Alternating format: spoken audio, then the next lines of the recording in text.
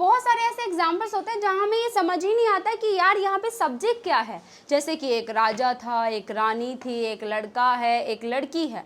अब इन सेंटेंसेस में तो हमें ये पता ही नहीं चल रहा है कि यार यहाँ पे सब्जेक्ट कौन है, और बिना सब्जेक्ट के तो सेंटेंस बन ही नहीं सकता। तो कैसे सेंटेंसेस बनेंगे ये वाले? यहाँ पर आप सेंटेंसेस बनाएंगे देयर का यूज़ करके। ये देयर का थर्ड पार्ट है और यहाँ पर देयर का हम थर्ड यूज़ डिस्कस करने वाले हैं। इसके ऑलरेडी 2 पार्ट अपलोडेड है, आप जाकर देख लीजिए।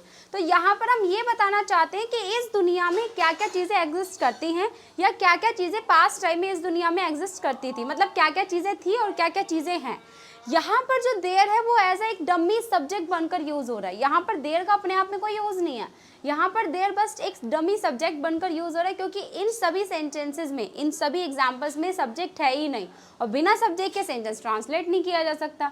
इसीलिए यहाँ पर देयर जो है वो हेल्प कर रहा है, मदद कर रहा है सेंटेंस मेकिंग करने में।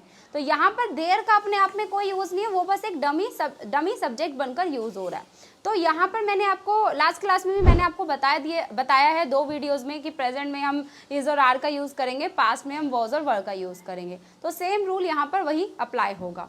तो चलिए कुछ एग्जाम्पल्स देखते हैं। जैसे मैं कह रही हूँ एक राजा था, देयर वॉज अ किंग, एक रानी थी, देयर वॉज अ क्वीन, एक लड़का है, देयर इज़ अ बॉय, एक लड़की है, देयर इज़ अ गर्ल।